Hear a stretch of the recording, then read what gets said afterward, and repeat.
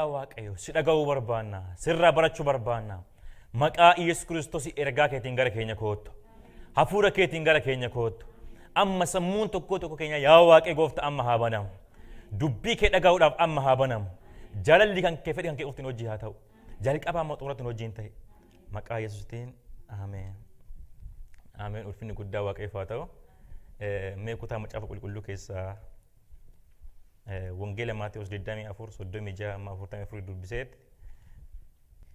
Yesuus itti dabalee guyyicha sanaa fi yirki sana garuu abbaa koo duwwatu beeka malee ergamoonni waaqarraa ilmi namaa tokkollee kana hin beekan bara Nohitti akkuma ture bara dhufa ilma namaattis akkasuma ta'a bara sana bishaan badiinsaa dura hamma gaafa Nohi markabatti galetti namoonni nyaachaa dhugaa fuudhaa heerumaa turan isaan hamma gaafa bishaan badiinsaa dhufe hunduma isaanii haree sokkeetti utuu hin beekin akka turan bara dhufa ilma namaattis akkasuma ta'a gaafas namoonni lama lafa qotiisatti in argamu inni tokkoon fudhatama inni kaan immoo in dhiifama dubartoonni lama dhagaa daakuutti in daaku isheen tokko fudhatamti isheen kaan immoo in dhiifamti kanaaf gooftaan keessan yoom akka dhufu hin beektanii dammaqaa abbaan mana halkan keessa yeroo hattuun itti dhuftu utuu beekee in dammaqa mana isaas hin qochisiisu ture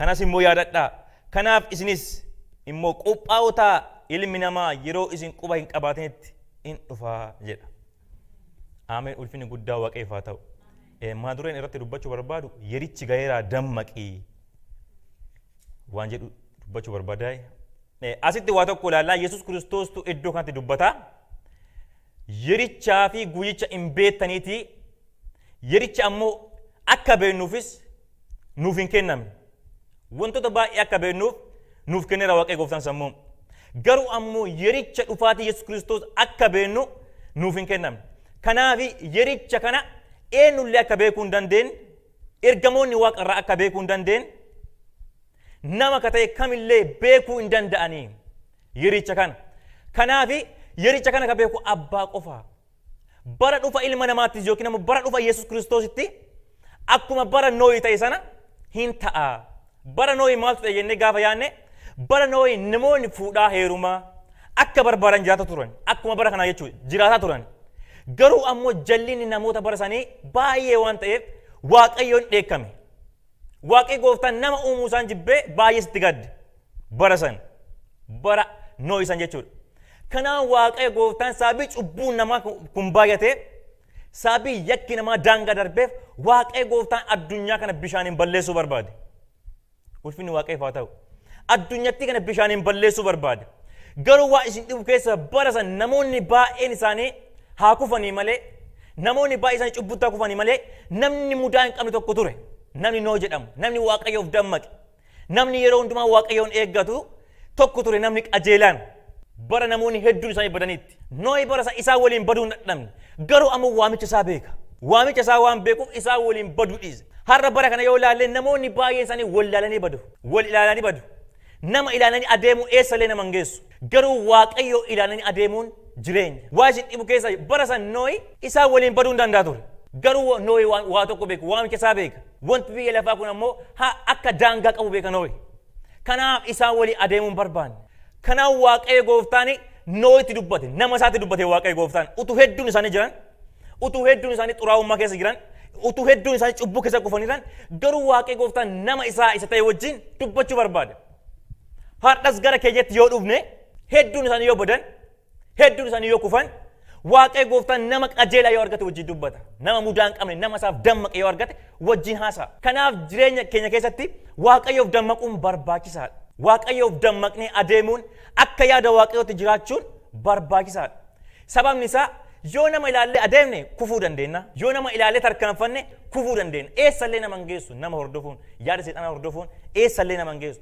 kan nama jiraachisu yaada Waaqayyoo duukaa deemuudha akka yaada Waaqayyootti jiraachuudha fakkeenyaaf dorgommii tokko keessatti namoonni hedduun isaanii fiigaa jira jennu paasteriin fiigaa jira faarfattoonni fiigaa jiru raajoonni fiigaa jiru jennu fakkeenyaaf akkuma warra fiiganii jechuudha fiigaa jiranii haa jennu as keessatti akka tasaa paasteriin dadhabuu danda'a raajoonni dadhabuu danda'u kufuu danda'an sababni isaa foon uffataa waan ta'aniif gaafa fiigicha kana fiiganii kufuu danda'u tokkochi. Garuu ammoo namoonni paasterii ilaalaa fiigaa yoo jiraatani paasterii nu hafeera waan ta'eef fiigummaa na barbaachisa waan jedhutu jiraachuu danda'u wanti akkasii. Paasterii nu hafeera inni na dura tajaajilaatu suni paasterii nu hafeera fiigicha kanatti fufummaa na barbaachisa. Mootummaa waaqayyootti galuudhaan maal taa'edha Macaafni Qulqulluun wal dorgomaa jedha. Kanaaf dorgommii kana keessatti yoo kan nama ilaalee dorgomnu ta'e jireenyi keenya akkasumaan ta'e jechuudha. Nama ilaalaa yoo kan cheerchi dhufnu ta'e jireenyi keenya akkasumaan jechuudha. Nama ilaalaa yoo kan tarkaanfannu ta'e jireenyi keenya akkasumaan jechuudha. Sababni isaa foon namni foon uffataadha dadhabaadha hin dogongora yoo kan nama ilaalaa adeemu ta'e dogongorree kufuu dandeenya. Kanaaf akka hin dogongorreef ammoo kanaaf yerichaaf guyyicha beektanii maal ta'edha dammaqaa jedha Macaafni Qulqulluun dammaqaa jedha. Ebal yoo dammaqe isa wajjin dammaqin jedhu. Paasterii yoo dammaqe isa wajjin dammaqe. Paasterii yoo kufu isa wajjin kufin jedhu. Raajoonni yoo kufa isaa wajjin kufin jedhu Macaafni Qulqulluun dammaqaa jedha ilmaan namaa hundumaan. Kanaaf Yesuus Kiristoos akka hattuutti dhufa waan ta'eef maal ta'a dammaqaa akka hattuutti jechuu isaa maal jechuu sitti fakkaata. Hattuuni namaan mari'atteen dhuftu gara qe'ee namaa. Namaan mari'atteen dhuftu akkuma Macaafni Qulqulluun dubbatu utuu abbichi qe'ee sun naannoo sun beekee akka hattuun dhuftu mana isaas hin qochisiisu hin achisiisu ture qabeenya isaas garuu hin beekan jechuudha. Kanaaf Yesuus Kiristoos dhufaatiin Yesuus Kiristoos akka hattuuti. Kana jechuun maal jechuudha eenyullee hin beeku. Kanaaf Macaafni Qulqulluun dammaqaa nuun jedha. Ulfinni guddaa Waaqayyoof haa ta'u. Kanaaf karaa hundumaan qophaa'oo ta'uu nurra jiraata. Karaa hundumaan ergama keenya ba'uu nurra jiraata. Ergama keenya ganamaa kana yoo daganne galgala keenya balleeffanna. Galgala keenya balleeffanna. Ergama keenya ganamaa yoo daganne ergama keenya yeroo ammaa kana yoo daganne galgala keenya balleeffanna. Kanaaf ergama keenyas akka hin daganne dammaqnee Waaqayyo wajjin adeemuu nurra jiraata. Maal keessaa dammaqna? Tokko hirriba hafuuraa keessaa dammaqna. Hirriba hafuuraa keessaa mee Tasalonqee tokkoffaa Tasalonqee 5:6-8 nan dubbisa. Akkas jedha. Egaa koottaan dammaqna ofis hin qabna malee akka warra kaan rafuu hin dhiibna. Warri rafani halkan hin rafu. Warri machaanis halkan hin machaa'u. Nuyi garuu warra guyyaa erga taane of hin qabna. Madda sibiilaa isa kan amantii fi jaalalaa in uffanna. Abdii fayyina akka gonfootti sibiilatti matatti hin kaa'anna. Waaqayyo karaa gooftaa keenya Yesuus Kiristoos fayyina akka argannuuf malee dheekkamsatti yaadee nu hin qopheessine. Nu warri jireenyatti jirru warri obbaafannes jireenya isa akka qabaannuuf Kiristoos nuuf du'e. Kanaaf akkuma amma gochaa jirtan wal jabeessaa wal cimsaas jedha. Asirratti waa tokko ilaalla. Phaawulos Ximootewoos fataanii gaafa barreessanii gara warra Tasalonqeetti egaa koottaan hin dammaqna ofis hin qabnas malee akka hin ramne akka barbaanne akka hin jiraanne nutti dubbata. Koottaan dammaqna erga jedhee booddee akka of qabu jechuun maal jechuudha? Nuti foon uffataa dhagenneerraa foonii dadhabbii qabaa. Fooni hafuura qulqulluutiin wal lola. Yeroo baay'ee akka Macaafni Qulqulluun dubbatutti waliin galan. Kanaaf foon kuni bakkootiin nu gatuu barbaada. Seexanni kun bakkootiin nu gatuu barbaada. Qiletti nu gatuu barbaada. Kanaaf of qabna jechuun maal jechuudha? Sagalee Waaqayyoo dhageenyeeti isa foon jedhu dida jennee akka dubbii Waaqayyoo jiraanna jechuudha. Of qabna jechuun of qabuu hin danda'amu dubbannaa keenyaan, haasaa keenyaan, barreeffama keenyaan. Hojii keenya of qabuu hin danda'amu. Yoo of hin qabne ofiillee hin banna nama biraas hin balleessina jechuudha. Of qabuu wanti barbaachiseef kanaaf. Namni of hin qabne tokko fakkeenyaaf gaafa namni tokko namatti dubbatu namatti dubbachuun dura dubbannaa isaa madaaluu qaba. Kana jechuun maal jechuudha?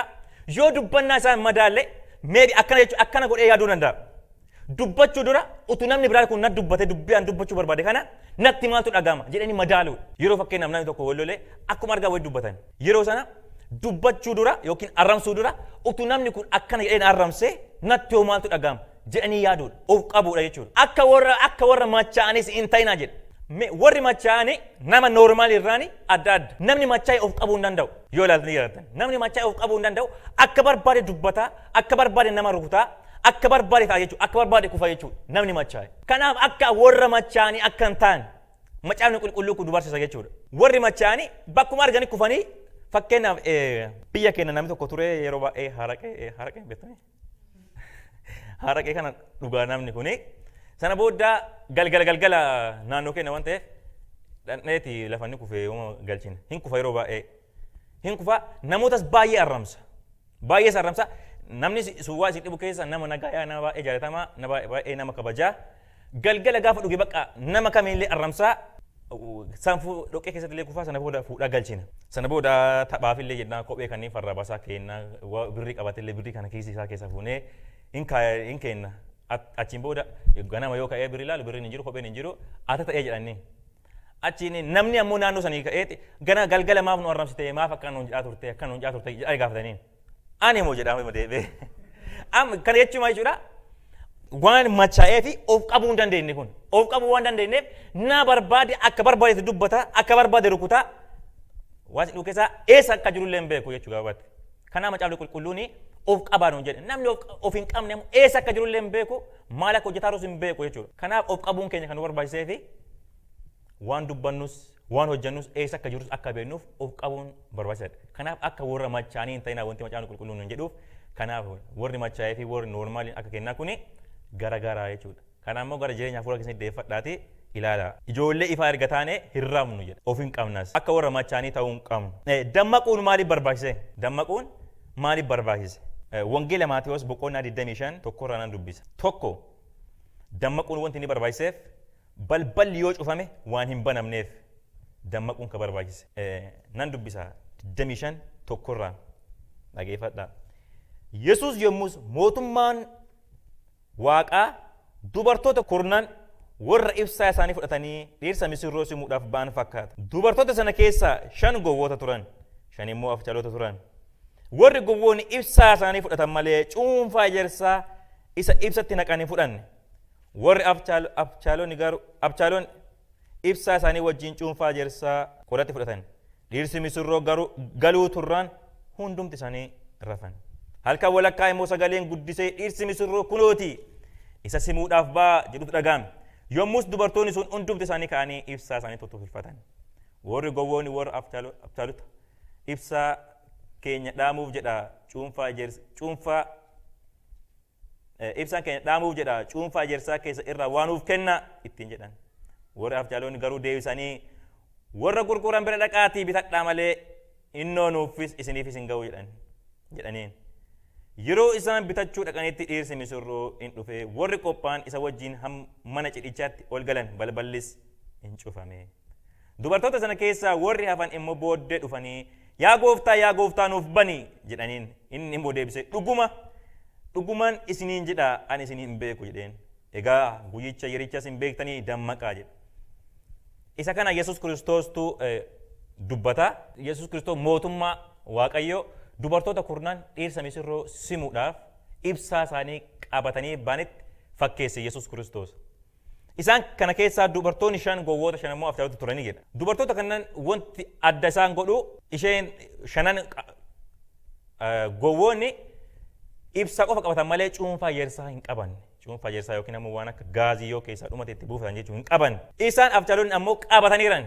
Waan isaan barbaachisu hundumaa qabatanii adeemaran. Kanaaf utuma eegan dhiirsa misirroo utuma eegani dhiirsi misirroo waan tureef hundumti isaanii deemanii rafan muganii jechuudha. Hin rafan.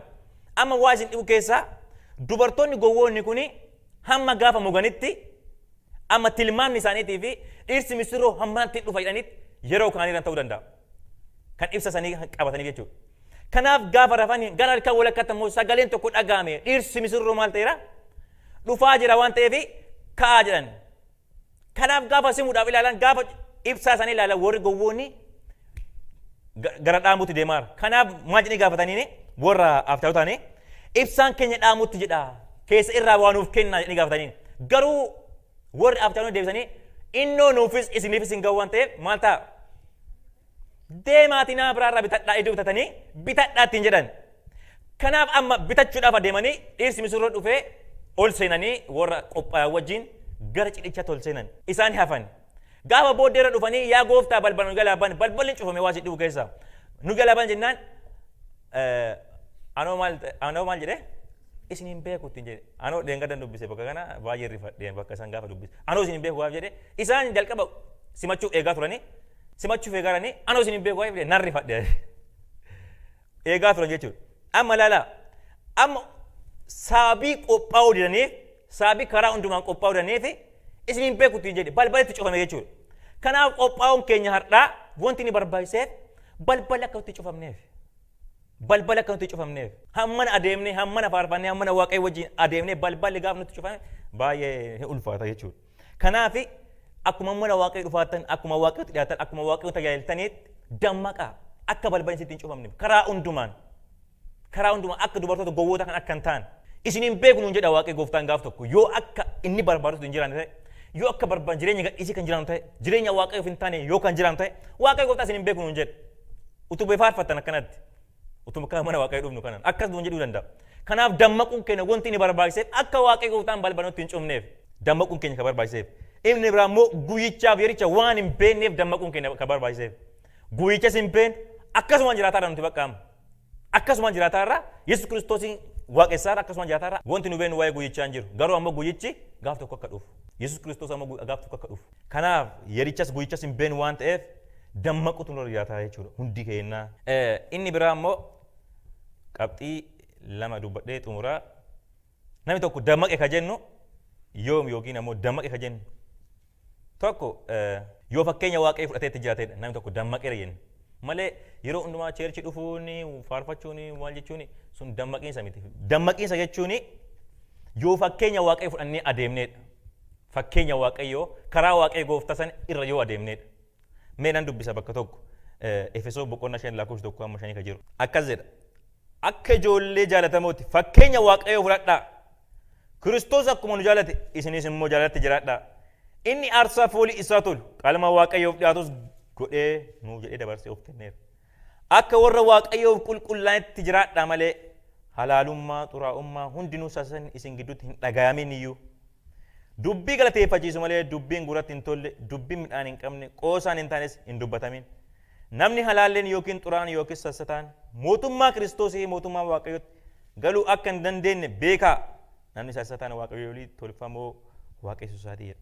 Kanaaf macaafa akka ijoollee jaalatamooti fakkeenya waaqayyoo fudhadhaa jedha macaafa qulqulluu kana keessatti. Kanaaf fakkeenya eegga Yesuus Kiristoos hin jaalatamne fakkeenya waaqayyoo fudhannee adeemuu nurra jiraata. Kiristoos jaalala akka ta'e jaalallis nu gidduutti dhagaamuu qaba. Wal jaalachuutu nurra jiraata. Egaa ijoollee Kiristoos taane waan waaqayyo gooftaan jibbuu waan waaqayyo gooftaan jaalachuu nurra jiraata. Sassaanni cubbuun xuraa'ummaan haxxummaan mootummaa waaqayyootti akka isin hin galchine beekaa jedha macaafni qulqulluun. Kanaaf jireenya gadhiisii jiraata. Akka barbaanne utaalaa, akka barbaanne fiigaa, akka barbaanne hojii seexanaa hojjetaa, yaada seexanaatiin walii galaa. Mootummaa waaqayyoo abdachuun baay'ee ulfaata. Sababni isaa macaafa qulqulluu jedha waan ta'eef. Kanaaf akka yaada waaqayyoo akka jiraan, jaalala akka jiraan, tokkummaa akka jiraan macaafni qulqulluun nu barsiisa. Kanaaf akkuma gubbaarratti namni halaalee yookiis xuraa'aan yookiis sassataan mootummaa Kiristoositti fi mootummaa waaqatti akka galuu hin dandeenye beekaa jedha macaafni qulqulluun. Kanaaf nuti ammoo akka barbaanne har'a yoo jiraan akka barbaanne yoo ta'an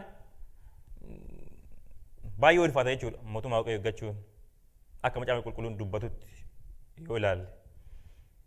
Kanaaf fakkeenyi waaqayyoo ammoo jaalala jechuudha. Waaqayyo ammoo tokkicha ilma isaa hamma kennuutti biyya lafaa jaalatedha macaafa Yohaannis keessatti biyya lafaa jaalatedha. Kanaaf nus jaalatti jiraachuun nurra jiraata. Wal jaalachuun nurra jiraata. Sababii balleessaa tokkoof wal jibbuu nurra hin jiraatu. Jibba agarsiisuun nurra hin jiraatu. Diinota keessan jaaladha jedha macaafni qulqulluun. Diinota keessan jaaladha jedha. Deen gadda dhagaa ture. Diina keessan jaaladha jedhee dubbatee tokko achi namichi tokko waaqayyo gooftaan diina keessan jaaladha jedhe malee diina biyya keessan jaaladhaan jedhuu jedhe. Akkasaan maazariin na mul'isee meela gabonna halaalii naan jette. Waaqayyo gooftaan diina keessan jaaladha jedha malee diina biyya keessanii jaaladhaan jedhuu jedhee dubbatee. Diinii diinumaa. Kanaaf jaalala jiraachuun nurra jiraata. Waaqayyo gooftaan amma jaalala isaa agarsiise bakka tokkotti akka nama hundumaa jaalatti dubbateera. Nama hundumaa hamootas warra gaggaaris akka jaalatti dubbateera. Jaalala isaas Maatewos keessatti boqonnaa 5 fakkaate. Aduu isaa warra hamootaafis warra gaggaariidhaafis maal godhaa hin baasaa jedha. Bokkaa isaa warra hamootaafis gaggaariidhaafis hin roobsaa jedha. Kanaaf ammoo Yesuus Kiristoos diinota keessan jaaladhaa jedha. Warra isin ari'atan ammoo garagalchaa ari'aan jedhu. Kadhadhaafi jedha. Warra isin ari'atan kadhadhaafi jedha. Kanaaf karaa hundumaan jaalala agarsiisuu nurra jiraata. Egaa kiristaana taane egaa Yesuus Kiristoosin duukaa deemaa jiraanne bakka jaalala nurraa calanqisuu qaba jechuudha. Jibbi irratti argamuu hin qabu.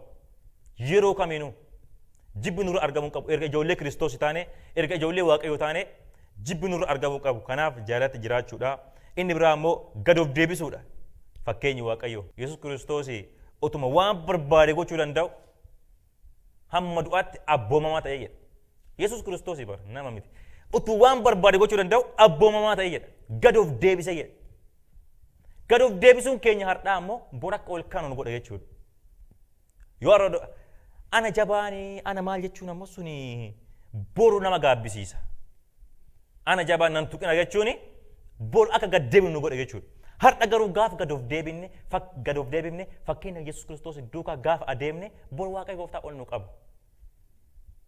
isa kanas Luqaas keessa argachuu dandeettan kan ol of qabu akka gad deebi'u kan gad of deebisu ammoo bor akka ol ka'u Luqaas keessatti hin dubbata kanaaf Waaqayyo gooftaan hunduma keenya nu gargaaru dammaquu nurra jiraataa ergaan har'a isin qabu sun kanaaf Waaqayyo gooftaan isin eebbisu eebbifamaa